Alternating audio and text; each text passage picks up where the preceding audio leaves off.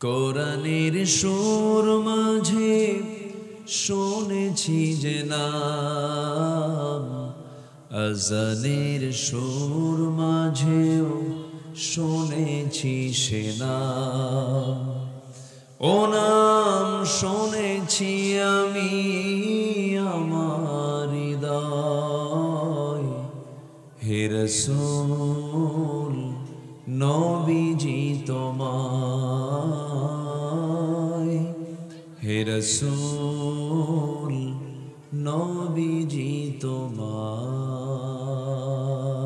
আমাদের একমাত্র শক্তি হচ্ছে ঈমান, কিন্তু আমার দেশের ঈমান তো বিড়ির কাছে বিক্রি হয়ে যায়, ঠিক না? জি, অত্যন্ত মুক্ত সদৃশ চমকপ্রদ গভীর তাত্ত্বিক একটা কথা তিনি বলেছেন। এই কথাটা যদি আমরা মাথায় নিতাম, এদেশের রাজনীতির মোড় চেঞ্জ হয়ে যেত, ঠিক কি না? কারা নতজানু, কারা পরনির্ভরশীলতা নিয়ে থাকে, কাদের নেতৃত্ব পরগাছার মতো, এটা যদি জাতি যদি একটু ডিপলি ভাবত, জাতির নেতৃত্বের পরিবর্তন চলে আসত।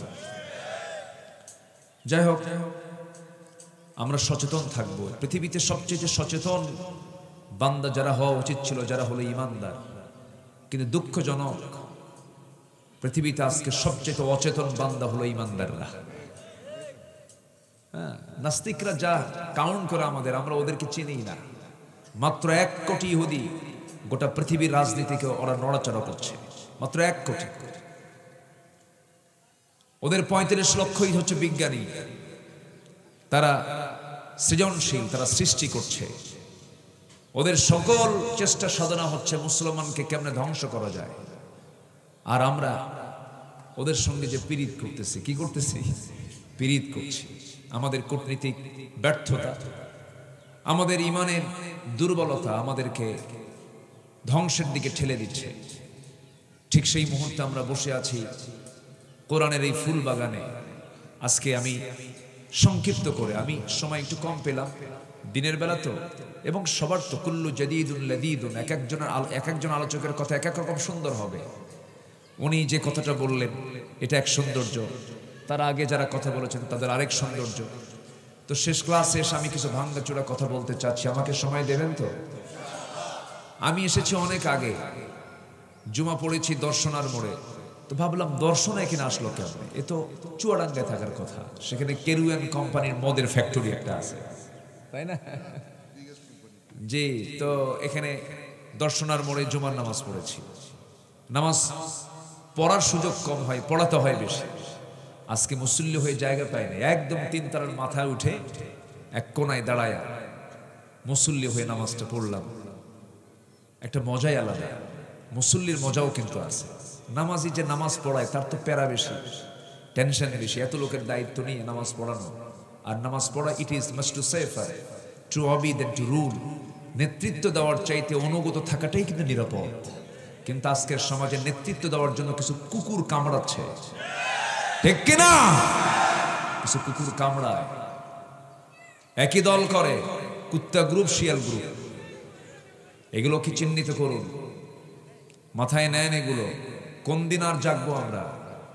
এই যুবক ছেলেদের, রংপুরের এই রক্তগুলোকে বৃথা যেতে দেব না আমরা, ইনশাআল্লাহ। জোরে বলি ইনশাআল্লাহ। এই জাতির একটা সবচেয়ে বড় বদভ্যাস, সেটা হলো ইতিহাস ভুলে যায় তাড়াতাড়ি। ইতিহাস কি হয়? ভুলে যায়। আমরা মনে রাখবো, এটাকে লালন করব। যুবকদের রক্তকে আমরা বৃথা যেতে দেব না। জোরে বলি ইনশাআল্লাহ।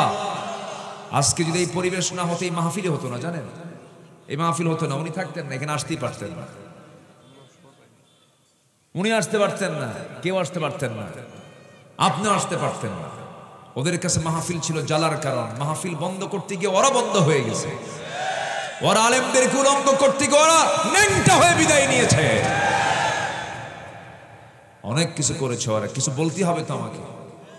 কম জ্বালা খাইনি তো, জেলও খাটছে, মামলা টামলা তো জিলই। সম্মানিত বন্ধুগণ, মঞ্চে লক্ষ্য করে গুলি করা হয়েছে, আগুন ধরিয়ে দেওয়া হয়েছে, মামলা দেওয়া হয়েছে, হামলা করা হয়েছে, নির্যাতন করা হয়েছে। ওদের লক্ষ্য ছিল কি জানেন? জাতিকে কোরআন থেকে দূরে রাখা, কিন্তু ওদের ষড়যন্ত্র সফল হয়নি, সব বুমেরাং করে দিয়েছেন তিনি আমার কে? আল্লাহ আছেন না নাই?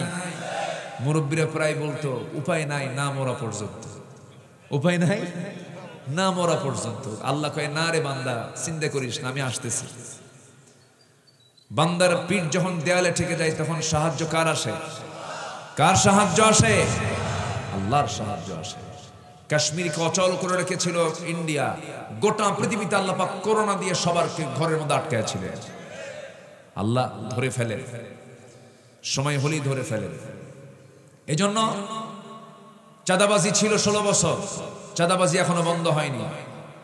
আসতে বলবেন না, বন্ধ হয়েছে, শুধু ম্যান ট্রান্সফার হয়েছে, হাত শুধু ট্রান্সফার হয়েছে।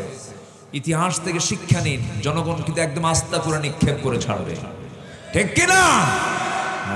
এটা মাথায় রাখতে হবে। আমরা তাফসীর মাহফিলের প্ল্যাটফর্ম থেকে আমরা সমালোচনা করতেই পারি, আমরা বলতেই পারি কথা, আমাদেরকে বলতে হবে। আমাদের বলার দরকার আছে না নাই বলেন তো? আমাদের এই কোরআনের প্ল্যাটফর্ম থেকে যদি হক কথা না আসে, কোন প্ল্যাটফর্ম থেকে হক কথা আসবে? এই প্ল্যাটফর্ম থেকে আমরা কিছু কথা বললে এটাকে রাজনীতি মেনে ওইদিকে টেনে নিবেন না, নিজের গায়ে টেনে নিবেন না। সতর্কতার জন্য বলছি, সুযোগ বারবার আসে না। একটা সুযোগ এসেছে দেশকে সংস্কার করার জন্য, দেশকে গঠন করার জন্য, একটি সুন্দর কল্যাণ রাষ্ট্র গঠনের জন্য আমরা ইসলামকে বেছে নেব। জোরে বলি ইনশাআল্লাহ, আরো জোরে বলি ইনশাআল্লাহ। আল্লাহ কবুল করুন, জোরে বলি আমিন। সম্মানিত ভাইয়েরা, আমি যেখান থেকে কথা বলতে চাচ্ছি, সময় তো কম। আমি তো প্রথমে হতাশ হয়েছিলাম, লোকজন গেল কই, লোকজন কই, এই বছরে কি রেকর্ড কি ভঙ্গ হয়ে যাবে নাকি? আমি এসে ভাবতেছি কোথায় কথা বলবো, লোকই তো নাই। কিন্তু আপনারা যে এরকম চালাক তা তো বুঝি নাই, সব হাজির হয়ে গেছে। যে পরিমাণ বসে আছে সেই পরিমাণ বাইরে মানুষ দাঁড়াও আছে, অনেক মানুষ, টের পাওয়া যাচ্ছে না কিন্তু। যাই হোক, এসেছেন। এই রংপুরের বিপ্লবের জন্য যদি এক একজন যদি আবু বকর হন, বিপ্লব এমনি হয়ে যাবে। লোক কি বেশি লাগে নাকি? বিজয়ের জন্য লোক বেশি লাগে? যে লোকটা মরার জন্য, আল্লাহর দ্বীন কায়েমের জন্য মরতে প্রস্তুত, তাকে কে হারাবে? তাকে হারাবে কে? যখন ছাত্র সমাজ যখন জীবন দিয়ে যখন মাঠে নেমেছে, তখনই তো তারা পালিয়েছে। এখান থেকে এক শিক্ষা আছে না নাই বলেন তো? আচ্ছা, যদি পালাতাম, যদি ছাত্ররা পালাতো, তাহলে কি হতো? আজকে এই প্রেক্ষাপট আসে? আসে বলেন, বর্ষণ আসে? আসে না। তাহলে কি হতো? উল্টা জালিম শক্তি চেপে বসতো। আল্লাহ পাক এক জায়গায় বলে দিয়েছেন এই কথা, আমি লম্বা ওইদিকে যাব না। সাহস নিয়ে দাঁড়িয়েছি আমরা, বিজয় দিয়েছেন কে? আসতে বলবেন না, কে বিজয় দিয়েছেন? আল্লাহ বিজয় দিয়েছেন। এখন সমাজে যেহেতু মদের বোতল পাওয়া যায়, রংপুরে মনে হয় মদের দোকান নাই, আসতে বলে সুদের কারবার নাই, তবে এই এলাকায় কোনো সুদ নাই বললেই চলে। এলাকায় তো আছে না? আচ্ছা, সুদও আছে, মদও আছে, বেশ্যাবৃত্তির লাইসেন্সও আছে না নাই? আমার আপনার মেয়ের মতো, বোনের মতো, মায়ের মতো বহু মহিলা আছে বাংলাদেশে যারা গলায় ঝুলিয়ে রাখে বেশ্যাবৃত্তির লাইসেন্স, এবং তারা বুক উঁচু করে বলে I M A sex worker, আমি একজন যৌনকর্মী, কিচ্ছু বলতে পারবি না। চিন্তা করুন, একটি গোটা পৃথিবীর 90% মুসলিম অধ্যুষিত একটি বাংলাদেশ, একটি জনপদ মুসলমান, সেই দেশে একজন মহিলা মুসলিমা নারী, সে কার্ড ঝুলিয়ে ঘুরে বেড়ায় একজন সেক্স ওয়ার্কারের পরিচয় দিয়ে।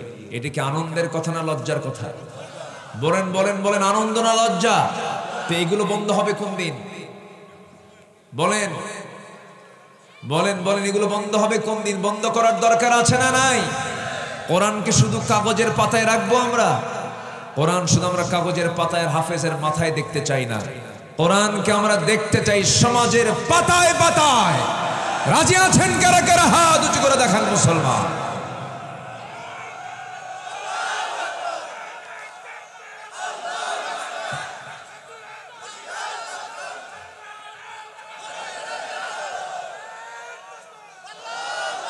আল্লাহ কবুল করুন, জোরে বলি আমিন। তবে আমার মনে হয় আজকের মাহফিল কমিটি যদি প্রচার একটু বেশি করে করতেন ভালো হতো। প্রচার মনে হয় একটু কম হয়েছে, আমার মনে হয় একটু প্রচার যদি মহানগর ব্যাপী যদি করতেন, তাহলে আজকে এই জায়গায় জায়গা হতো না। হ্যাঁ, মহানগরী ব্যাপী হয়নি না, মনে হয় একটু প্রচার একটু কম হয়েছে আমার মনে হয়। আমি তো অবাক হয়ে যাচ্ছি, লোক তো সংকুলন হওয়ার কথা না, একটু প্রচার মনে হয় একটু অনেকে জানে না। আমি তো অনেক জানা লোক আমি দেখতেছি না। আমি তো রংপুরে পীরজাবাদ, যোগীপাড়া, তারপরে দেওডোবা, আরো কি কি আছে আশেপাশে আছে না। ভাবতেছেন আমি এমপি না হই এলাকায়, কিন্তু মাহফিল এসে এসে এমপি যা চেনে তার চেয়ে কম অংশ চিনি না, ভালোই চিনি। তো অনেক অনেক এলাকার লোক কিন্তু অনেকে খোঁজ পান নাই, আমি এটা টের পাচ্ছি, ফিল করছি। যাই হোক, যে কজন ভাই আমরা এসেছি বলি আলহামদুলিল্লাহ, জোরে বলি আলহামদুলিল্লাহ। মোট কথা হচ্ছে শোনেন, আমরা সব দেখেছি, আমরা 54 বছর দেশ স্বাধীন হয়েছে, আমরা দেখা শেষ করেছি। শুধু মিথ্যা কথা বলে সব। কি বলেন, কি কি কি কি মিথ্যা, কি আশ্বাস, কি সত্য দিয়েছে না মিথ্যা দিয়েছে? মিথ্যা আশ্বাস দিয়ে শেষ পর্যন্ত আমার প্রবাসী ভাইয়ের রেমিটেন্সের টাকা আবার ওরা পাচার করে নিয়ে চলে গেছে। রেমিটেন্স যোদ্ধারা প্রবাস থেকে টাকা পাঠায়, এরা চুরি করে পাঠায় দিছে বাইরে। শ্রমিকরা জমিতে, কৃষকরা জমিতে শ্রম দিয়ে হাড় হাড্ডি শুকায় ফেলে, শ্রমিকরা গার্মেন্টসে কাজ করতে করতে জীবনটা তামা করে ফেলে। সব অশিক্ষিত শ্রমিক, প্রবাসী, কৃষক সব দেশকে আগায়া দিল, আর দেশকে পিছায় দিল ওরা। কি আসতে কন কেন? শিক্ষিত নামের কলঙ্ক কিছু নরপশুরা। আজকে শিক্ষার ব্যাপক সমস্যা। আজকে অশিক্ষিত ফ্যামিলিতে তালাক বেশি না শিক্ষিত ফ্যামিলিতে তালাক বেশি? বলেন বলেন। তাহলে ওর সে মূর্খ থাকাই ভালো। ওই শিক্ষার চাইতে মূর্খ থাকাই, যে শিক্ষার ফলাফলে পরিবার জাহান্নাম হয়ে যায়, ওর চাইতে আমার দাদার যুগই ভালো ছিল। তাহলে শিক্ষার মধ্যে ভেজাল আছে না নাই? সব জায়গায় ভেজাল লাগায় রেখেছিল এরা। এরা চেয়েছিল জাতিকে মূর্খ করে আমরা নেতৃত্বের আসীন সমাসীন থাকবো। আল্লাহ সব ষড়যন্ত্রকে বুমেরাং করে দিয়েছেন। কে করে দিয়েছেন? কে করে দিয়েছেন? এখন নিউ ওয়ার্ল্ড অর্ডার, বর্তমান পৃথিবীর চাহিদা হলো ইসলাম। বর্তমান পৃথিবীর চাহিদা কি বলেন? ইসলাম। সব জায়গায় পতন হয়ে গেছে, সব জায়গায় ধ্বংস হয়ে গেছে। চীনে শান্তি নাই, রাশিয়ার সমাজতন্ত্র শান্তি নাই, পুঁজিবাদ আমেরিকা, লস অ্যাঞ্জেলস আল্লাহর গজবে পড়েছে। ক্যালিফোর্নিয়া এখন জ্বলন্ত অগ্নিকুণ্ড হয়ে আছে। সারা বিশ্বের পাপী লোকের সেখানে সমাগম হতো। হলিউডের নায়ক নায়িকারা সেখানে আকাম কুকাম করে বেড়াতো। আল্লাহ সেখানে দাবানল দিয়ে বুঝিয়ে দিচ্ছেন আমার গজব কত হতে পারে। সম্মানিত ভাইয়েরা, ওদের প্রযুক্তি কি কম? ওদের আধুনিক সরঞ্জামাদি কি কম? ওরা কুলাচ্ছে না, পারতেছে না, ওরা ব্যর্থ। তাদের ওই ক্ষতির পরিমাণকে কভার করার জন্য আগামী 10 বছরও আমেরিকা কোমর সোজা করে দাঁড়াতে পারবে না। কে করে দিয়েছেন? ওরা গাজাকে পুড়েছিল, আল্লাহ বললেন আমি তোরে পুড়াই দিলাম, যা তুই গাজাকে পড়বি, আমার গাজাকে পড়বি, তুই আমার পছন্দের বিলাদুন নবী, আমার নবীর শহর, আমার নবীর দেশ ফিলিস্তিনকে তুই জ্বালিয়ে দিয়েছিস, আমি তোকে জ্বালায় দেবো, যা। গজব কার? আসতে বলবেন না, গজব কার? আল্লাহ। একমাত্র শান্তি আছে ইসলামে। শান্তি আছে কি? ইসলাম মানে কি? না, আমরা এটা ভুল বলি। ইসলামের ফলাফল হলো শান্তি, ইসলামের রেজাল্ট কি? শান্তি। আর ইসলাম মানে হচ্ছে আত্মসমর্পণ। যে আত্মসমর্পণ করে সে হচ্ছে মুসলিম। সে কি বলেন তো? মুসলিম। ইসলাম কারো বাবার না। এদেশে কিন্তু বাবার রাজনীতি হয় আর স্বামীর রাজনীতি হয়। আসতে কন কেন? আমরা কথা বললেই তো দোষী হয়ে যাই। আমরা কারো বাবার রাজনীতি করতে চাই না, আমরা কারো স্বামী রাজনীতি করতে চাই না। আমরা মোসারু, গাজারু, বেনামাজি এই নেতৃত্ব আমরা দেখতে চাই না। আমরা দেখতে চাই আমার নবীর নেতৃত্ব। ঠিক কিনা? আমরা কার নেতৃত্ব দেখতে চাই? নবীর নেতৃত্ব আমরা দেখতে চাই। নবিয়ানা দল আমরা করব, আল্লাহর দল আমরা করব। জোরে বলি ইনশাআল্লাহ। আল্লাহ সিলেকশন দিয়েছেন, দেখেন কি সুন্দর করে বলে দিচ্ছেন, ক্লিয়ার কাট কথা। ফতুয়া আল্লাহ, বান্দার কোনো ফতুয়া নাই। আল্লাহ রাব্বুল আলামিন বলেন, শারা'a লাকুম মিনাদ-দীনি মা ওয়াসসা বিহি নূহান ওয়াল্লাযী আওহায়না ইলাইকা ওয়া মা ওয়াসাইনা বিহি ইব্রাহিমা ওয়া মূসা وعيسى أن أقيموا الدين ولا تتفرقوا فيه كبر على المشركين ما تدعوهم إليه الله يجتبي إليه من يشاء ويهدي إليه من ينيب جربون الله أكبر নাতিয়া মাশাআল্লাহ ও খুব আনন্দিত এতগুলো লোক দেখতেছি আমি ও খুব চিন্তায় পড়ে গেছে আনন্দ না আব্বু হ্যাঁ মাশাআল্লাহ ঠিক আছে নানার কোলে চুপ মেরে বসে থাকো আওয়াজ করা যাবে না হ্যাঁ হ্যাঁ হ্যাঁ চুপ মেরে বসে থাকো জি মাশাআল্লাহ রাসূল এরকম করতেন নাতিকে কোলের মধ্যে নিয়ে ওয়াজ করতেন সুবহানাল্লাহ বলবেন না রাসূল নাতিকে নিয়ে ধমক দিতেন না আমার নবীজির কাছে বাচ্চারা আসলে খেলা বাদ দিয়ে বসতো রাসূলের সামনে বন্ধুর চাইতে মানে শিশু বন্ধুর চাইতে রাসূলকে বেশি বন্ধু মনে করত সুবহানাল্লাহ বলবেন না কিছু দাদা আছে না আছে হাসেও না কান্দেও না খালি রাগ করে খালি ধমক দেয় নাতিপুতিরে নাতিও মনে মনে দোয়া করে মরবি কোন দিন কুলখানি খাবে বুঝেন নাই ঠিক না বিশ্ব নবীর সিরাত ছিল আলাদা আল্লাহু আকবার যার কাছে যেতেন সেখানে মিশে যেতেন নেতৃত্বের যত গুণ থাকা দরকার তার সম্পূর্ণ দিয়েছেন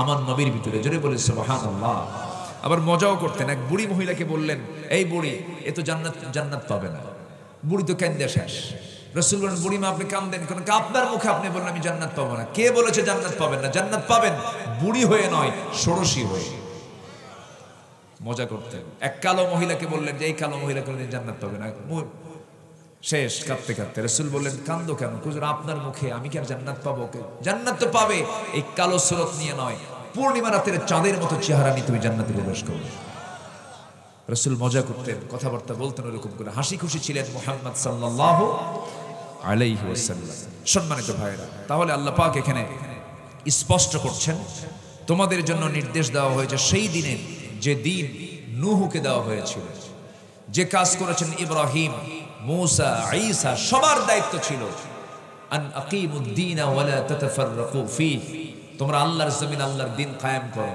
এই কায়েমের সংগ্রামে কখনো মতপার্থক্য সৃষ্টি করো না ওয়া লা তাতাফাররাকু ফীহি ওয়া লা তাফাররাকু এই সমস্ত কথাগুলো সেই জায়গায় বলে দিয়েছেন আল্লাহ তাআলা যেখানে ফিতনা সৃষ্টি করার সম্ভাবনা আছে আল্লাহু আকবার বলেন সেখানে এটা আজকে আমার দেশে দ্বীন কায়েম নিয়ে কথা আছে না কিছু বিরোধী শক্তি আছে না নাই বলে জিহাদ কিসের এখন তার জিহাদ নাই ওরা জিহাদ করার লোক খুঁজে পায় না কার বিরুদ্ধে জিহাদ করবে এই লোক নাকি ওরা খুঁজে পায় না মানে ওরা খুঁজবে কেমন ওরা নিজেরাই যে বাতিল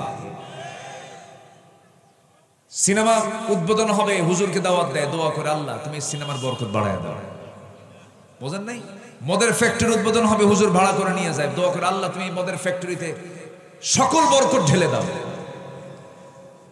আছে না নাই এই 16 বছর অনেক আলেমের গায়ে অনেক শাইখুল হাদিসের গায়ে মামলা তো দূরের কথা একটা আঁচড়ও লাগে নাই জামাই আদরে ছিল 16 বছর এখন হলো চোরের মায়ের আজকে চোরের মায়ের কি এখন তাদের আওয়াজ দেখছেন আওয়াজগুলো কি তাদের এখন সম্মানিত ভাইয়েরা আমরা কারো দিন মানবো না আমরা কার দিন মানবো বলেন আল্লাহর দিন আমরা মানবো আল্লাহ রাব্বুল আলামিন সোজা সবটা বলে দিচ্ছেন বান্দারে পৃথিবীতে দিন একটাই তার নাম হলো ইসলাম ইসলাম ছাড়ার কোনো দিন তোমার মানা যাবে না ইন্নাদ দীনা ইনদাল্লাহিল ইসলাম আল্লাহর কাছে মনোনীত নির্ধারিত দিন একটাই তার নাম জোরে চিল্লায় বলুন তার নাম কি আরো জোরে বলুন তার নাম কি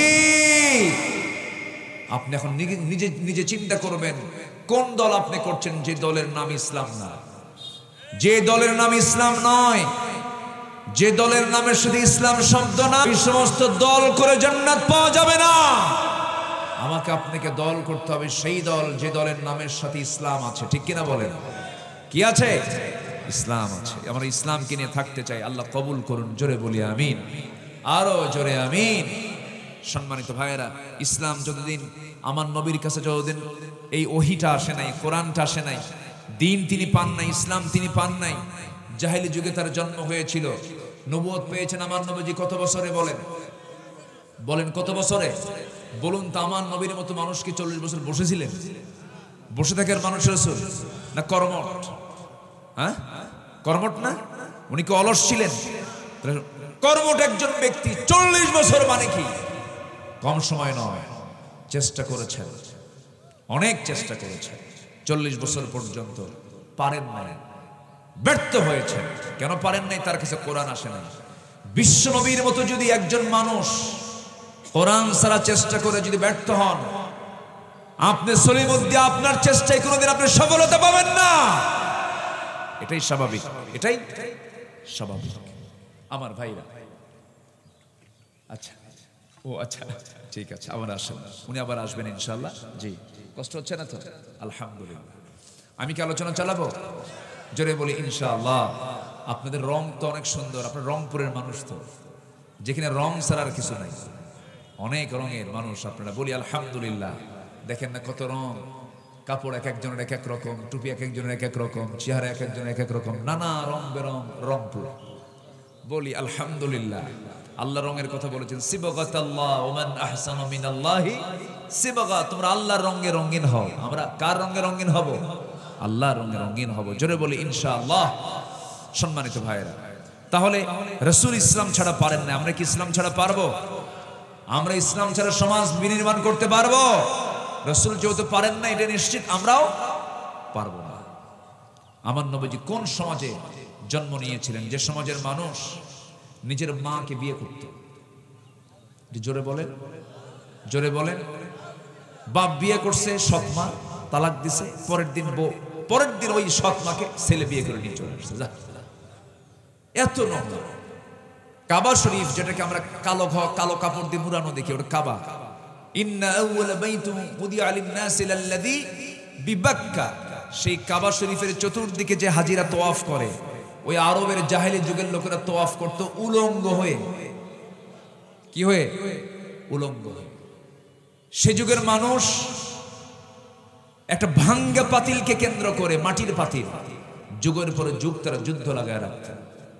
যুদ্ধবাজ ছিল একটা জাতি, শততা বিভক্ত জাতি, গোড়া জাতি, বাঁকা জাতি, একরোখা জাতি। এই জাতিকে আমার নবীজি একটা সুতার কাঠিতে আবদ্ধ করলেন, কিচ্ছু দিয়া নয়, একমাত্র কি দিয়া? আসতে বলবেন না, কি দিয়া? কোরআন দিয়া। আমার নবীর সামনে এক সাহাবী কাঁদতেছেন, চোখের কোনা বেয়ে বেয়ে টপ টপ করে পানি পড়ছে।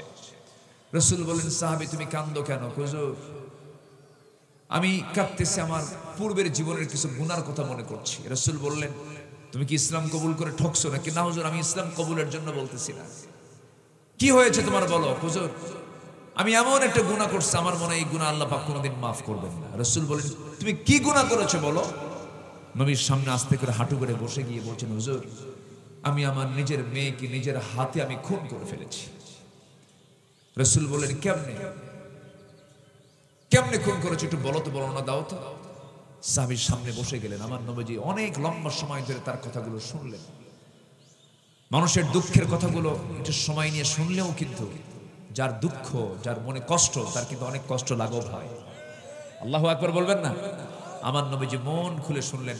বলো তো সাহাবী, তোমার কি হয়েছিল বলো তো। আমার নবীজি দীর্ঘ সময় ধরে সাহাবীদের কথাগুলো শুনতেন, বলতেন, শুনতেন। আমার নবীজি সাহাবীকে সামনে বসায় রাখলেন। বসিয়ে রেখে বলছেন, সাহাবী কি হয়েছিল বলো। হুজুর 6 মাস যখন আমার স্ত্রী গর্ভে আমার সন্তানের বয়স, আমার বউটাকে বললাম, যাও তোমার বাবার বাড়ি যাও, সন্তান ডেলিভারি হয়ে আসো। সন্তান ডেলিভারি হয়, ছেলের সন্তান হলে পরে নিয়ে আসবে। মেয়ের সন্তান হলে পরে দেখতেই চাই না, আমি তাকে জীবন্ত পুঁতে হত্যা করবে, আমাকে বলার দরকারই নাই। আমি এই কথা জানাইয়া দিলাম। আমার বউটা চলে গেল, সন্তান মেয়ে হয়েছে, আমাকে বলল মৃত সন্তান, ডেড বডি। আমার কথা বলল, ডেড বডি, মৃত সন্তান হয়েছে। আমি কিচ্ছু বললাম না, কিন্তু মেয়ে সন্তান হয়েছে অন্যের বাড়িতে, লুকায় লুকায় বড় করে সন্তানটার বয়স 6 বছর হয়ে গেছে, আমি জানি না হুজুর। আমার সামনে একদিন হঠাৎ চোখে পড়ে গেল, আমার মতোই কপাল, আমার মতোই হাত, আমার মতোই নখ। সঙ্গে সঙ্গে আমি তার হাতটা চেপে ধরে ছোট্ট বাচ্চাটা মেয়েটাকে নিয়ে সোজা তার মায়ের কাছে গিয়ে বললাম, ও আমার স্ত্রী, সত্যি করে বলো তো, এই সন্তানটা দেখতে আমার মতো মনে হয়, সন্তানটা কার বলো। সঙ্গে সঙ্গে আমার বউটা কেঁদে কেঁদে বলছে, স্বামী আমার কতক্ষণ তথ্য গোপন করবো, এই সন্তানটা আমাদেরই সন্তান। তেলে বেগুনে খেপে গেলাম আমি, প্রকাশ হতে দিলাম না। চরম রাগ আমার ভিতরে জমতে লাগলো। শেষ পর্যন্ত আমি অভিনয় শুরু করলাম, ঠান্ডা মাথার খনি বনে গেলাম, অভিনয় শুরু করে মেয়েটাকে আদর করা শুরু করলাম। মেয়েটা আমার আদর দেখে এতটাই খুশি হয়ে বলল, বাবা তোমার মতো এত ভালো বাপ আমার মা তোমার সঙ্গে কেন পরিচয় করে দেয় না। আমার পিছন ছাড়ল না। পরের দিন সকালবেলা ওকে বললাম, মা তোমাকে নানির বাড়ি নিয়ে যাব। মেয়েটা আমার দারুণ খুশি, আমার মেয়ে আমার সঙ্গ ছাড়ে না। মেয়েটাকে রওনা করলাম সঙ্গে করে নিয়ে গর্তের করলাম কি নানির বাড়ির দিকে রওনা না দিয়ে জঙ্গলের দিকে রওনা করলাম। মেয়েটার মুখ ছোট হয়ে গেছে। মেয়েটা বলছে, বাবা এই দিকে যাও কেন? এই দিকে জঙ্গল, এই দিকে নানির বাড়ি। কিচ্ছু বললাম না। জঙ্গল পার হয়ে মেয়েটাকে ধরে নিয়ে গর্ত খনন শুরু করে দিলাম। কোদাল দিয়ে গর্ত খনন করি। মেয়েটা আমার দিকে বারবার তাকায়, দেখে আমার শরীরে ঘাম ঝরতেছে। গামছা দিয়ে আমার ঘামগুলো বারবার মুছে দেয়। আমার দাঁড়ের ভিতরে মাটিগুলো ছিটকে ছিটকে আসে। আমি কোদাল মারি, মাটিগুলো এসে দাঁড়ির মধ্যে ঢুকে যায়। মেয়েটা তার ছোট্ট হাত দিয়ে খিলাল করে করে সেই মাটিগুলো সাফ করে, ঘামগুলো মুছে দিয়ে বলে, বাবা নানির বাড়ি কি যাবা না? কিচ্ছু বললাম না। গর্ত খনন আমার শেষ হয়ে গেল।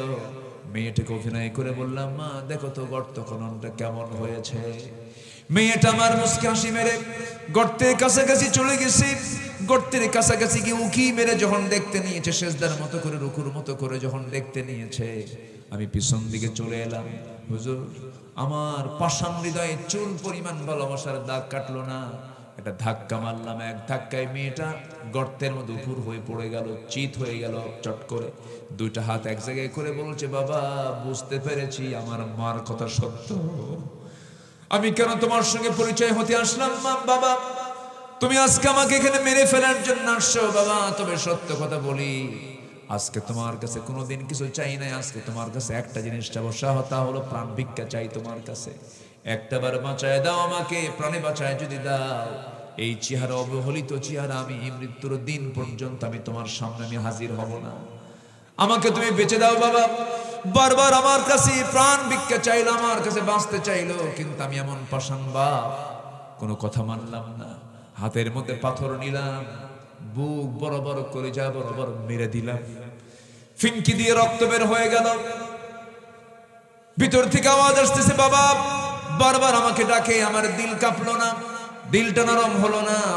মাটি চাপা দিয়া, বালু চাপা দিয়া, পাথর চাপা দিয়া বাপ হয়ে মেয়েকে খুন করে দুনিয়া থেকে বিদায় করে দিলাম। হুজুর, ইসলাম গ্রহণের আগ পর্যন্ত কোনোদিন এগুলো চিন্তা মাথায় আসে নাই, কিন্তু যেদিন আমি গ্রহণ করেছি আল্লাহর দিন, ইসলাম কবুল যেদিন করেছি, সেই দিন থেকে যে সময় আমি রাত্রিবেলা ঘুমোতে যাই, আমার কাছে মনে হয় আমার মেয়েটা পিছন থেকে বারবার আব্বা আব্বা বলে ডাকে।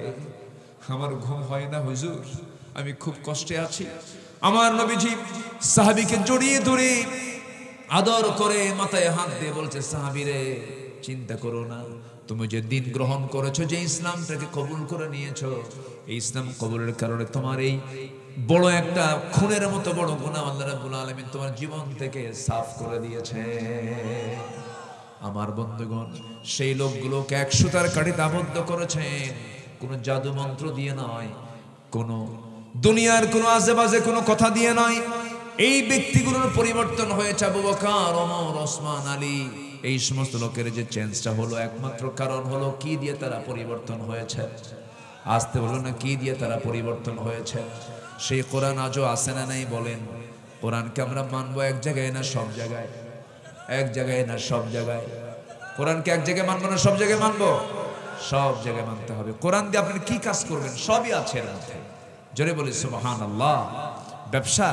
ব্যবসার পদ্ধতি আছে, চাকরির পদ্ধতি আছে, আপনি কৃষিকাজ করবেন তারও পদ্ধতি আছে, আপনি একজন গবেষণা আছে, সাহিত্য আছে, আইনজীবী আইন আছে, রাষ্ট্রনায়ক রাষ্ট্রের পদ্ধতি আছে। আপনি কি চান, আপনি সব কিছু আছে। জোরে বলি আল্লাহু আকবার।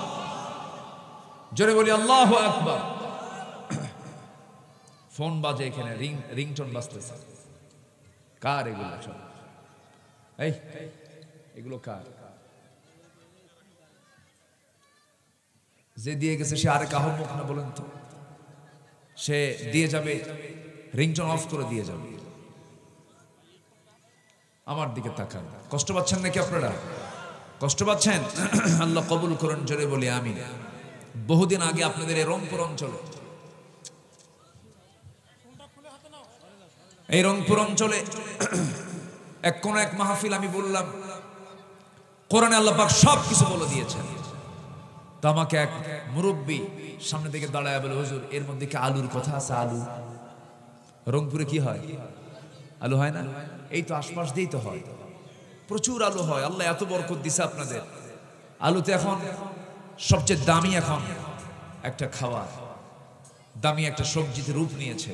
যে আলু আজ থেকে বেশ কয়েক বছর আগে আমার মনে আছে মঈন আহমেদ বলেছিল, বেশি করে আলু খান, ভাতের উপর চাপ কমান। কইছিল না? বলছিল না?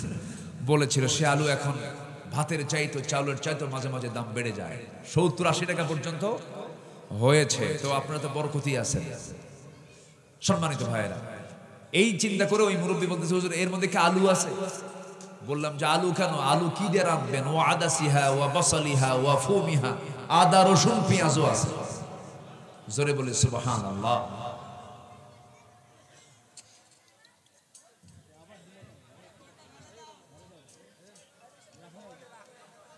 এই যারা এই ফোন যার, তার ফাইন হওয়া দরকার।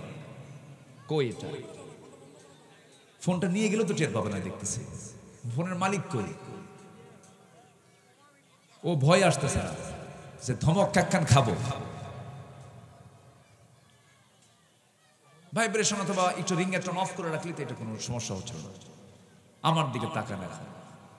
সম্মানিত ভাইয়েরা, সম্মানিত বন্ধুগণ, তাহলে এটা দিয়ে কি সচিবালয় চলতে পারে না? আজ থেকে সচিবালয় চলতে পারে না? DC office, SP office, cantonment চলতে পারে কিনা? যারা বলে কোরআন শুধু ধর্মীয় কিতাব, এটা দিয়ে সব চলবে না, ওদের নতুন করে ঈমান আনতে হবে। আসতে বলবেন না, জোরে বলুন ঠিক কিনা? নতুন করে ঈমান আনা দরকার। বাজে কথাগুলো আমরা শুনতে চাই না কোনো মুসলমানের মুখ থেকে। কোরআনকে আপনি কোন দিকে নিতে চান? সবই আছে কোরআনে। আকাশে আজকে সূর্য কম দেখছি, আকাশে মেঘ, আকাশে কুয়াশা। এই মেঘ কে দিয়েছেন? আসতে বলবেন না, কে দিয়েছেন? মেঘের কথাও কোরআনে আছে। সুবহানাল্লাহ বলবেন না? তাহলে কোরআন যদি শুধু নামাজের কিতাব হয়, মেঘের কথা আসলো কেমনে? নবমণ্ডল নিয়ে কেমনে আল্লাহ পাক বল? মেটেরোলজিক্যাল সায়েন্স, আবহাওয়া বিজ্ঞান নিয়ে আল্লাহ পাক কেমনে কথা বললেন? সুবহানাল্লাহ বলবেন না? আল্লাহ যা বলেছেন কোনটাই অকাজের জন্য নয়। প্রত্যেকটা ওয়ার্ড, প্রত্যেকটা শব্দ, প্রত্যেকটা বাক্য বান্দার জীবনের জন্য প্রয়োজন। যেরকম সুবহানাল্লাহ। আল্লাহ মশার কথা কোরআনে বলেছেন। মশা, কাফেররা কয় মাযা আরাদাল্লাহু বিহাদা মাসালা, তোমার আল্লাহর কাম নাই কাজ নাই, মিসাল এই মশার মিসাল দেওয়ার কি দরকার? মশার উদাহরণ দেওয়ার কি দরকার? আল্লাহ পাক এমনি এমনি দেননি, অবশ্যই এর কোনো যৌক্তিক দিক আছে না নাই? আসতে বলবেন না, আছে না নাই? আছে। মশা কেন দেওয়া হলো মশার উদাহরণ? আচ্ছা, মশা যদি বেশি খায় ওর হায়াত বাড়ে না কমে? মশা যদি মানুষের রক্ত বেশি খায় ফেলে ওর হায়াত বাড়ে না কমে? এই 16 বছর যারা ক্ষমতায় ছিল তারা কম খাইছে না বেশি খাইছে? মরছে তাড়াতাড়ি, মরছে। উদাহরণ ঠিক না বেঠিক? হ্যাঁ, উদাহরণ ঠিক আছে কিনা? আল্লাহ বলছেন, মশার উদাহরণ দিচ্ছেন আল্লাহ। আবার এই মশাকে আল্লাহ রাব্বুল আলামিন ইস্তি মশা উল্লেখ করেছেন। ইন্নাল্লাহা লা ইস্তাহি আন ইয়াদরিবা মাসালান মা বাউদাতান। ইস্তি মশার কথা বলেছেন কারণ মশা যখন কামড়ায়, পুরুষ মশা কামড়ায় না, স্ত্রী মশাই কামড়ায়। কি পুরুষ না মহিলা? খালি মহিলা কই না, মহিলা মশা খাওয়া। মহিলা কি? মশা। বাড়িতে যাবেন, আমরা নাকি খালি কামড়াই, থাকো আমি কামড়াচ্ছি, আরেক বিপদে পড়ে যাবে। মহিলা মশা কামড়ায় কেন? মহিলা মশা কামড়ালে মানুষের রক্তের মধ্যে প্রোটিন আছে, বংশ বিস্তারে মহিলা মশাগুলোই ভূমিকা পালন করে থাকে। আল্লাহ পাক কোরআনের কারীমের মধ্যে মহিলা মশার কথাই বলেছেন বাউদাতান। যারা আলেম ওলামা আছেন এটা মুয়ান্নাসের হালাত, স্ত্রী মশার কথা আল্লাহ পাক বলেছেন। নাম্বার 3 হলো, আচ্ছা মশারি আমরা টাঙ্গাই না, মশা মশারি টাঙ্গায়। মশারি টাঙ্গায় কে? কিসের ভয়ে? তাহলে মশা শক্তিশালী না আমরা শক্তিশালী? কেমনে বলে? আমরা মশার ভয়ে জেলখানায় ঢুকি, মশার ভয়ে জেলখানায় ঢুকি। তুচ্ছ ভাবার কোনো সুযোগ নেই। আজকে সবচেয়ে ডেঞ্জারাস রোগী হলো আমার দেশে ডেঙ্গু, চিকুনগুনিয়া। শত শত লোক মারা যাচ্ছে এই সমস্ত রোগে। কিসের কামড়ে? মশার কামড়ে। মশা ঠিক আছে না বলেন তো? মশার উদাহরণ ঠিক আছে না?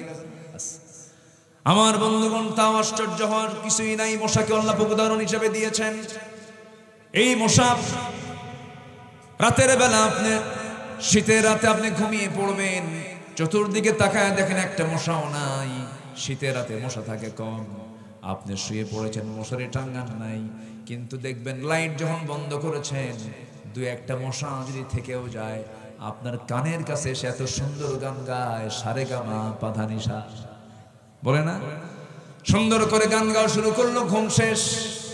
কিন্তু এখন প্রশ্ন হলো, আপনার চোখে ধরা পড়লো না, ওই রাতের বেলা লাইট বন্ধের পরে আপনাকে কেমনে চিনতে পারলো? সায়েন্স বলতেছে প্রত্যেকটা মশা 75 ফুট দূর থেকে টের পায় এখানে কোন সলিমুদ্দি শুয়ে আছে।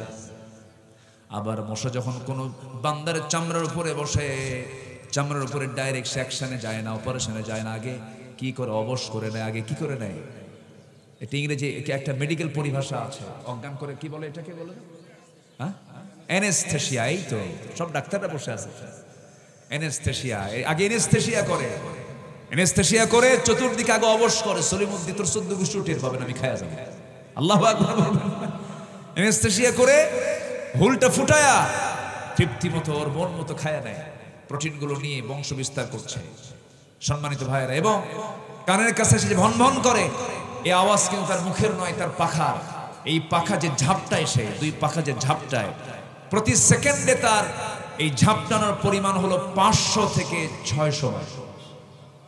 এটা জোরে কোন সুবহানাল্লাহ। আজ পর্যন্ত পৃথিবীতে এমন কোন মেশিন আবিষ্কার হয় নাই যা মশার পাখার চাইতে দ্রুত গতিতে চলতে পারে। তাহলে মশাকে ছোট কিছু? আরেকটা কারণ বলি, সেটা হলো এই পৃথিবীতে একজন কাফের খুব বাড়াবাড়ি করে আল্লাহর বিরুদ্ধে কথা বলেছিল।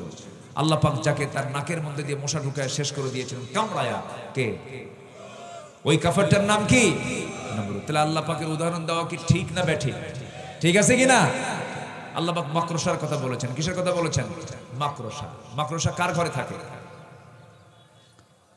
আস্তে কয়, আমার আপনার ঘরেই তো থাকে। আল্লাহ এই জন্য বুঝাচ্ছেন যে ওই মাকড়সার দিকে চায় থাকে, বুঝেন না? তোমার ঘরে যেহেতু এই মাকড়সা থাকে, আমি আল্লাহ তাআলা একটা সূরা নাযিল করলাম, তার নাম কি? মাকড়সা। আনকাবুত তো আরবি, তার নাম কি? সূরাতুল আনকাবুত, মাকড়সা। তাহলে আল্লাহ পাক একটা সূরার নাম যেহেতু দিলেন এই প্রাণীর নামে, তাহলে সূরার এই প্রাণীর ব্যাপারে একটা রহস্যময় অবশ্যই একটা কিছু আছে না নাই? আল্লাহ রাব্বুল আলামিন বলেন, মাসালুল লাযীনা ইত্তাখাযু মিন দুনিল্লাহি আউলিয়া কামাসালিল আনকাবুত ইত্তাখাযাত বাইতান ওয়া ইন্না আওহানাল বুয়ুতি লাবাইতুল আনকাবুত লাউ কানু ইয়ালামুন। জোরে বলুন আল্লাহু আকবার। কাফেরদের দৃষ্টান্ত হলো, যারা আল্লাহকে গার্ডিয়ান না বানায়া অন্য কাউকে গার্ডিয়ান বানাবে, অন্য কাউকে অভিভাবক মনে করবে, মুরব্বী মনে করবে, গার্জিয়ান মনে করবে, আল্লাহকে বাদ দিয়ে অন্য কাউকে যারা ওলি বানাবে, আল্লাহ বলছেন তাদের দৃষ্টান্ত হলো মাকড়সার মতো। ব্ল্যাক রেডো নামে মাকড়সা আছে, অনেক ধরনের মাকড়সা আছে। এই মাকড়সার উপরে জুলজি ডিপার্টমেন্ট গবেষণা করে দেখেছে, স্ত্রী মাকড়সা এবং স্বামী মাকড়সা যখন তারা যৌন মিলনে মিলিত হয়ে যায়, যৌন মিলনে চলে যায়, ইন্টারকোর্স যখন কমপ্লিট হয়ে যায়, স্ত্রী মাকড়সার মধ্যে চরম খাদ্যের সংকট সৃষ্টি হয়। সেই খাদ্যের সংকট সৃষ্টিকে পূরণ করার জন্য, খাদ্যের সংকটকে পূরণ করার জন্য স্ত্রী মশা শেষ পর্যন্ত স্বামী মশাকে কামড়ায় মেরে ফেলে, তার দেহবশেষ সে খেয়ে ফেলে। চিন্তা করেন, আল্লাহ তাআলা কত আগে মাকড়সার কথা বললেন। আমার বন্ধুগণ, যদি কোনো পরিবারে স্ত্রী তার স্বামীকে হত্যা করে ফেলে, সেই সংসারটাকে শান্তির না অশান্তির বলেন। এই জাগতিক জীবনে যারা আল্লাহকে ছাড়া অন্য কাউকে বন্ধু বানাবে, তাদের উদাহরণ হচ্ছে মাকড়সার মতো। মাকড়সার সংসারের মতো কোনো শান্তি হবে না। জোরে কোন সুবহানাল্লাহ। কত আগে আল্লাহ তাআলা এগুলো জানায় দিয়েছেন। অবশ্যই বিজ্ঞান যত উন্নত হবে, কোরআনকে চেনা জানা বোঝা তত সহজ হবে। আল্লাহু আকবার বলে, আর জোরে আল্লাহু আকবার। আমার ভাইয়েরা, আমার বন্ধুগণ, এই জন্য কোরআনকে আমরা সব জায়গায় ব্যবহার করতে চাই। কোরআন দিয়ে শুধু নামাজ নয়, কোরআন দিয়ে সমাজ গড়তে হবে, কোরআন দিয়ে রাষ্ট্র গড়তে হবে। আজকে যদি আমরা আমাদের পরিবারকে কোরআন দিয়ে গড়তে পারতাম, আজকে আমার পরিবারকে ধ্বংস করার জন্য আকাশ সংস্কৃতির মধ্য দিয়া ভারত তাদের সংস্কৃতিকে ঢুকায় দিয়েছে আমাদের ভিতরে। মেয়েদের উলঙ্গ করে ঘর থেকে বের করে দিয়েছে। পর্দার কোনো পরিবেশ নাই। মেয়েরা যে পোশাকগুলো পরে, সেই পোশাকগুলো মুসলিম পোশাক নাই, ইন্ডিয়ান পোশাক। বলেন বলেন বলেন বলেন। আমরা বলতেছি আমরা মুসলমান, কিন্তু সব সংস্কৃতি ইন্ডিয়া দখল করে ফেলেছে।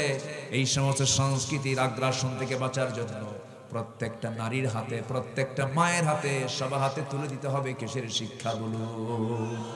আসতে বলবেন না, কিসের শিক্ষা দিতে হবে। আমার দাদি ভালো ছিলেন, আপনার দাদি ভালো ছিলেন। দাদির যুগে দাদিরা, তাদের যোগ্যতা ছিল, তাদের কোয়ালিফিকেশন ছিল, তারা কোরআনটাকে সহি করে পড়তে পারতেন। দাদা যেদিন বিয়ে করতে গেছেন, দাদিকে আগে বলেছে কোরআন পড়তে পারো নাকি। কোরআনটা আগে তেলাওয়াত শুনেছে, সূরা ফাতিহা শুনেছে। আর এখন ছেলেরা যখন মেয়েদেরকে বিয়ে করতে যায়, সবাই মিলে আগে প্রশ্ন করে, ল্যাপটপ বুঝো নাকি, কম্পিউটার বোঝো নাকি, অমুক প্রোগ্রাম জানো নাকি, অমুক প্রোগ্রাম জানো নাকি। আমার বন্ধুগণ, এই আধুনিক দুনিয়াতে, এই আধুনিক সভ্য আমরা বলি, কিন্তু অসভ্য আজকে দুনিয়াটা। কাপড় পরা বিশ্ব না উলঙ্গ বিশ্ব? বলেন বলেন বলেন। আজকের এই দুনিয়া কি কাপড় পরা না উলঙ্গ দুনিয়া? এই উলঙ্গ দুনিয়াতে আমার আপনার সন্তানকে অবশ্যই সিকিউরিটির সাথে রাখার দরকার আমাদের প্রত্যেকের, আছে না নাই? আসতে বলবেন না, আছে না নাই? যুবকরা, তোমরা দেশের পরিবর্তন এনেছ। আমি তোমাদের উদ্দেশ্যে কিছু বলতে চাই। তোমার গ্রামকে তুমি পাহারা দাও। তোমার গ্রামে কোন ঘর থেকে বোরকা ছাড়া মেয়ে বের হয়, তার তালিকা করে সেই বাড়িতে গিয়ে তোমরা যুবকরা বলবে, এই যে মেয়ের বাপ, এই যে মেয়ের ভাই, এই যে মহিলার বাবা, গার্জিয়ান, আপনার মেয়ে আমার গ্রাম থেকে আর বোরকা ছাড়া বের হতে পারবে না। আমরা যুবক, আমাদের ইমানের ক্ষতি হবে। আসতে কাও কেন যুবকরা, ঠিক কিনা? এরপরে আপনার গ্রামের মাতব্বর নামাজ পড়ে না, আপনি তার মাতব্বরই মানবেন। হ্যাঁ, বলবেন চাচা যা চলে গেছে চলে গেছে, এখন থেকে নামাজ ধরেন। নামাজ ধরবেন, মাতব্বরি করবেন। নামাজ পড়বেন না, মাতব্বরি ছুটাই দেবেন। আসতে কান কেন? নামাজ আছে, চরিত্র আছে। নামাজ নাই, চরিত্র নাই। এই বিষয়ে সতর্ক থাকার দরকার আছে না নাই? আমরা সব কিছু দেখে শেষ করেছি। আমরা আমাদের গ্রামকে ঠিক করব।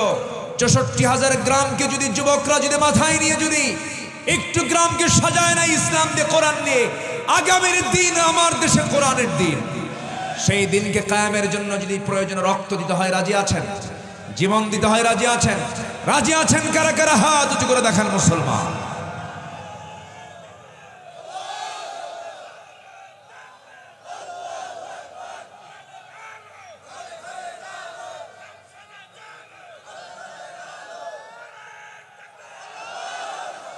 আল্লাহ কবুল করুন। জোরে বলি আমিন, আরো জোরে আমিন।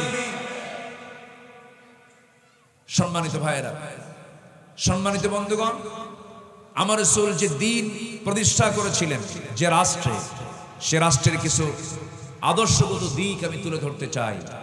সময় খুবই অল্প, আমি খুব টেনশনে আছি যে কখন হঠাৎ করে দিবা আজান। আজানের সময় প্রায় হয়ে যাচ্ছে। চাচা কিছু কয় না, ও পানি খাবে। এই যে পানি আছে তো এখানে, এই বোতল টোতল নাই এখানে। আরে মোর, এই যে চাচা, এই যে এই যে চাচা, এই যে পানি পানি। ও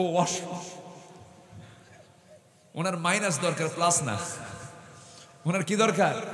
মাইনাস। আমি চাইছিলাম, ভাবছিলাম যে প্লাস লাগে কিনা। যে না, বয়স্ক মানুষ। জি আল্লাহ তুমি তাকে ভালো রাখো। জোরে বলি আল্লাহুম্মা আমিন। এত সুন্দর মানুষ আপনারা, আলহামদুলিল্লাহ।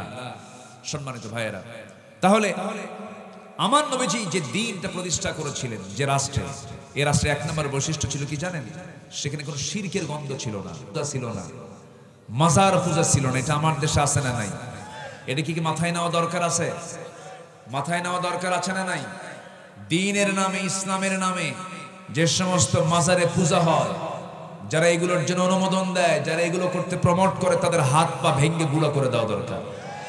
ওরা পরিকল্পিত সন্ত্রাস, ওরা পরিকল্পিত কি সন্ত্রাস, ওরা কিন্তু এক একটা ডাকাত। কিন্তু আমি কেন বললাম জানেন? আমি খান জাহানের রহমতুল্লাহ আলাইহি সেই বাগেরহাটে, সেখানে তিনি শুয়ে আছেন। আমি একদিন ওদিক দিয়ে যাচ্ছিলাম, ভাবলাম যে যাচ্ছি সাথে একটু কবরটা জিয়ারা করি। সামনে পেলাম কি কবর, পাইলে পরে সালাম দিতেন মুহাম্মদ সাল্লাল্লাহু আসসালামু আলাইকুম ইয়া আহলাল।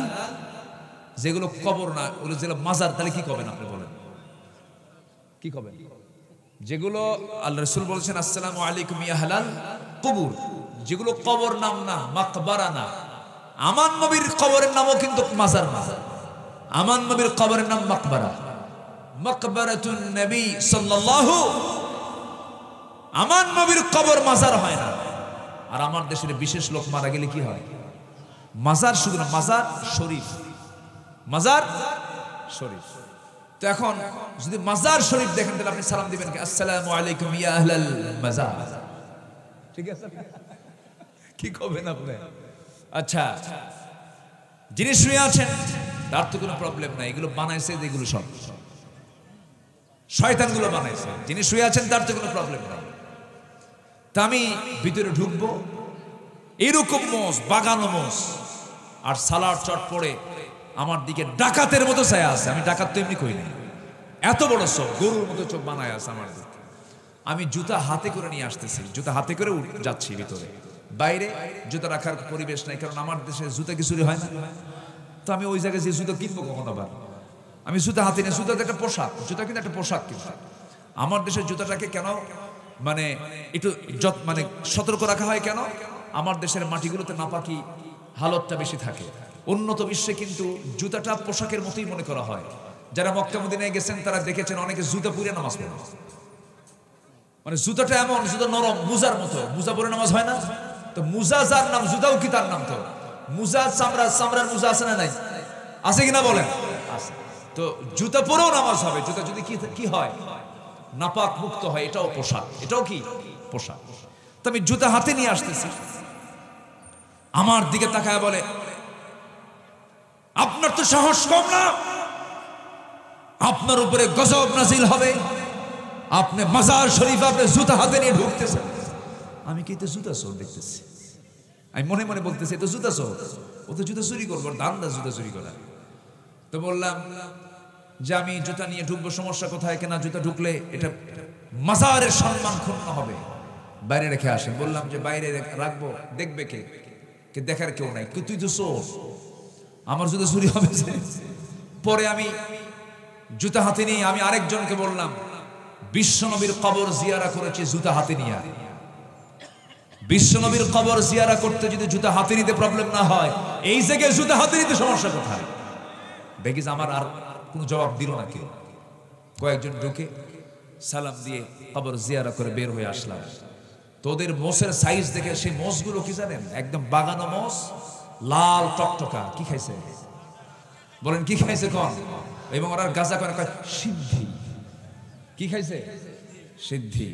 কিচ্ছু না, খালি চিকন 7-8টা ওই যে বাঁশের যে ডাল হয়, ওটাকে এলাকায় কি বলে? কঞ্চি বলে না? ওই কঞ্চিগুলো চিকন 7-8টা এক জায়গায় করে, কোনো কথা নাই, একদম পিছনে যেখানে গোশত বেশি, বোঝেন নাই? যেখানে পিছনে যেখানে গোশত বেশি, একদম উপর্যবরী, উপর কইরা কয়েকটা মারলেই সব ভণ্ডামি দূর হয়ে যাবে, ঠিক কিনা? সব দুষ্টামি, এগুলো ইবলিসের পাঠশালা। কবর কোনো পাওয়ার জায়গা নয়, কবর কোনো চাওয়ার জায়গা নয়। চাওয়ার জায়গা কে? আসতে চাওয়ার জায়গা কে? আমরা আল্লাহর কাছে চাবো। আল্লাহ বলেন, বান্দা আমি দুনিয়ার আকাশে চলে আসি শেষ রাত্রিতে, তুই আমার কাছে মাফ চা, আমি তোকে মাফ করে দেব। সুবহানাল্লাহ। এই হাদিসটা যখন আমি পড়ি, আমি মনে করি আল্লাহ তুমি আমার এত ভালোবাসো। আমি দুনিয়াতে আসেন চাচা। আমি দুনিয়াতে আর আমার আল্লাহ আরশে আজিম। আমার আল্লাহ কোথায়? আরশে আজিম। আরশে আজিম কি এ পাড়া দূর ও পাড়া? আরশে আজিম কি ওই পাড়া? আরশে আজিমটা কত দূর দেখেন। আমরা এখানে বসে আছি রংপুরের কি এটা এলাকার নাম? মানজাই। হ্যাঁ মানজাই, মানজাই আছি আমরা। এখান থেকে আকাশ কয় মাইল বলেন? আকাশে যাওয়া সম্ভব? আচ্ছা, সূর্য 13 লক্ষ গুণ বড় পৃথিবী থেকে। বেটেল জুইস একটা তারকা আছে যে তারকা সূর্যের চাইতে এক তারকা 33 কোটি গুণ বড়। আবার ওই তারকা একটা না, আল্লাহ পাক 500 বিলিয়ন তারকা রেখেছেন কোটি কোটি গ্যালাক্সির ভিতরে। সুবহানাল্লাহ বলে। এক একটা গ্যালাক্সির মধ্যে কোটি কোটি 500 বিলিয়ন করে তারকা রেখে দিয়েছেন এক একটা গ্যালাক্সির মধ্যে। বেটেল জুইস, সুপারনোভা, আড্রা, কত তারকা আছে। মানুষ চাঁদে গেছে। মানুষ যদি চিন্তা করে একটু তারকার দেশে যাব, পৃথিবীর সবচেয়ে নিকটবর্তী তারকা হলো প্রক্সিমা সেন্ট্রাই। প্রক্সিমা সেন্ট্রাই যদি কেউ যেতে চায়, পৃথিবীর কোনো ওই হেলিকপ্টার বিমান দেওয়া হবে না, চেষ্টা করা যেতে পারে নভোযান দিয়ে। তো নভোযানের মধ্যে একটা লেটেস্ট নভোযান একটা আছে পৃথিবীতে এখন, যার ঘন্টার গতি হলো 39,000 কিলোমিটার। অ্যাপোলো 11। অ্যাপোলো 11। এই অ্যাপোলো 11 চড়াও যদি কোনো বান্দা রওনা দিতে পৃথিবীর সবচেয়ে নিকটবর্তী তারকার দেশে যদি রওনা দিয়ে দেয়, তার সেই প্রক্সিমা সেন্ট্রাই নামক নিকটবর্তী সেই তারকার দেশে যেতে সময় লেগে যাবে 1,15,000 বছর মাত্র। যাবেন কারা কারা? হাত তুলে। সম্ভব? তাহলে আল্লাহ কত দূর আছেন। এই তো দুনিয়ার কথা বলতেছে, আকাশে যাই দেয়। প্রথম আসমানও তো না, একদম কাছের তারকা চোখে দেখা যায়, প্রক্সিমা সেন্ট্রাই চোখে দেখা যায় মিটি মিটি করে জ্বলে। ওই তারকার কথা বলছে। আকাশ তো বহুদূর। আর আমার আল্লাহ বলছেন আমি তো আরো দূরে, আমি 7 আকাশের উপরে। সে আল্লাহ বলছেন বান্দা আমি সে 7 আকাশ থেকে প্রত্যেক রাত্রিতে প্রথম আকাশে চলে আসি। একটু জোরে বলে সুবহানাল্লাহ। কেন আসি? আলা মিন মুস্তাগফিরিন ফাগফির লাহ। কোন ক্ষমা প্রার্থী আছে আমার কাছে ক্ষমা চাবে, আমি তাকে ক্ষমা করে দেব। জোরে বলে সুবহানাল্লাহ। তাহলে তাহাজ্জুদ কি দরকার আছে? তাহাজ্জুদ সবাই পড়েন, পড়েন। আল্লাহ পাক কি অফারটা দিচ্ছেন। আমি এই হাদিসটা পড়ার পর থেকে আমি চেষ্টা করি, নিজের আমলের কথা কখনো বলতে নেই, তবে আমি চেষ্টা করি, ভাঙ্গা চোরা চেষ্টা করি। ইমানদারের জীবনে শুধু 5 ওয়াক্ত নামাজ নয়, আল্লাহর রহমত পেতে হলে তাহাজ্জুদ দরকার। ঠিক কিনা বলেন? তাহাজ্জুদ দরকার। আমরা তাহাজ্জুদটা পড়বো, জোরে বলি ইনশাআল্লাহ। চিন্তা করা যায়, আল্লাহ বলতেছেন আলা মিন মুস্তাগফিরিন ফাগফির লাহ। কোন ক্ষমা প্রার্থী আছে আমার কাছে ক্ষমা চাবে, আমি ক্ষমা করে দেব। প্রথম আকাশে এসে আমার কাছে এরকম করে বলেন, বান্দা যদি সেজদায় দেয় তাহলে আল্লাহ কি করেন, কি পরিমাণ খুশি হন। আল্লাহ সেই 7 আকাশ থেকে প্রথম আকাশে সেই কথাটা বারবার বলেন। বান্দার কথার সাথে যদি আল্লাহর কথা মিল হয়ে যায়, ওই বান্দার ঠিকানা জান্নাত হয়ে যাবে। 2 রাকাত নামাজ, 4 রাকাত নামাজ, তাহাজ্জুদ পড়বো না আমরা ইনশাআল্লাহ। আল্লাহ কবুল করুন। ভাইরে, পৃথিবীতে বন্ধু কেউ না। কত রাত, কত সময়, কত ঘন্টা পার করে দেয় এখানে সেখানে। আমরা যদি একটু সেজদায় কাটিয়ে দিতে পারতাম, আমরা যদি সেজদায় যদি একটু আল্লাহকে সময় দিতে পারতাম, কি যে মূল্যবান কাজ এগুলো। একদিন আমরা অবশ্যই টের পেতাম যে আল্লাহ এই কাজগুলো আমরা করে আসছি বলেই আজকে আমাদের এই পুরস্কার। আল্লাহু আকবার বলে। আসুন আমরা এই মস্তকটাকে বেশি সেজদার কাজে লাগাই, জোরে বলি ইনশাআল্লাহ। কাকে সেজদা দেব আমরা? 5 ওয়াক্ত নামাজ পড়বেন কারা কারা একটু হাত তুলে দেখান দেখি। জোরে বলি ইয়া আল্লাহ, আরো জোরে বলি ইয়া আল্লাহ। আমাদেরকে 5 ওয়াক্ত সালাত আদায় করার তৌফিক তুমি আল্লাহ দিয়া দাও। জোরে বলি আমিন, আরো জোরে আমিন, আরো জোরে আমিন। হাত নামান। আজান হয়ে গেছে আরো 7-8 মিনিট আগে। আমি সময় বেশি ক্ষেপণ করব না। কেন? আসরের নামাজটা আদায় করা আমাদের জন্য সুন্নত, নফল, ওয়াজিব, মুস্তাহাব না ফরজ? বলেন বলেন। ফরজ। যখন ফরজের হুকুম চলে আসে তখন নফলটা অপশনাল হয়ে যায়। নফলটা অপশনাল হয়ে যায়। এটা না পড়লেও তখন হয়, না করলে তখন হয়। যেহেতু আজান হয়ে গেছে, হ্যাঁ 4:30টায় জামাত হবে, সেই দিকে লক্ষ্য করে বলতেছি। আমি যদি 4:30টায় শেষ করি 5টার ধাক্কা লাগবে, তখন আরো ঝুঁকিপূর্ণ হয়ে যাবে। এই জন্য কেউ যাবেন না, সবাই বসুন। আমি সবার কাছে একটু আরজ করব, একটা লোক নড়বেন না, দিবেন না সমস্যা নাই, দিয়েন না। কিন্তু দেওয়ার কথা যদি বলি, একটু মাদ্রাসার জন্য, দিনের জন্য চাইতে গেলে যদি দৌড় মারেন, এটা কিন্তু খুব কষ্টকর কাজ। এটা খুব কষ্টকর, এই দৃশ্যটা খুবই কষ্টকর। আমি এটা দেখতে চাই না। যারা দিবেন একটু চাদর যাবে, কই এই ভলেন্টিয়াররা কোথায়? আব্বা ব্যাগটা কোথায়? হ্যাঁ একটু ব্যাগটা হ্যাঁ নিয়ে একটু সবার কাছে যান। সেই সময় লোক ছিল না, আমি দেখেছি লোক ছিল না, কম ছিল। একটু ব্যাগ যাবে, যে যা পারেন। এদের কোনো প্রিপারেশনই নেই। দেখেন এই যে একজন লুঙ্গি নিছে আর একজন গামছা নিছে, ব্যাগ নাই। মিষ্টি বিকেল গধূলি বেলা হাজারো মুসলমান নরনারী নিয়ে তোমার কালাম থেকে কিছু কথা বলেছি, গুনার বোঝা মাথায় এনে কাঙ্গালে ফিকারির মতো দুটো হাত পেতেছি। আল্লাহ গুনার দিকে নজর দিও না, বান্দা মনে করে তামাম জিন্দেগীর গুনাহগুলোকে মাফ করে দাও। জনম দুঃখিনী মা, জনম দুঃখী বাপজান যারা চলে গেলেন, জিন্দেগীর গুনাহগুলো মাফ করো, কবরগুলোকে জান্নাতের টুকরা বানায়া দাও। আমরা হাতটা উঁচু করে দিলটা খুলে আল্লাহর নামে, আল্লাহর কালামের ওই দোয়াটা আমরা বলি আব্বা আম্মার জন্য। রব্বির হামহুমা কামা রব্বায়ানি সগীরা, রব্বির হামহুমা কামা রব্বায়ানি সগীরা। বিশেষ করে মাহফিলটার আয়োজন করলেন যারা, শোনার জন্য আসলেন যারা, বিনিময়ে কিয়ামতের কঠিন ময়দান যেদিন কেউ কাউকে চিনবে না, এমনকি মা সন্তানকে পর্যন্ত স্বীকার করে বসবে, যেদিন মানুষ কাঁদতে কাঁদতে চোখের পানিগুলো ফুরে যাবে, চোখ থেকে রক্ত বের হওয়া শুরু হয়ে যাবে, সেই কঠিন মুসিবতের দিন এ মাহফিল সবার জন্য নাজাতের মাধ্যম তুমি আল্লাহ বানায়া দিও।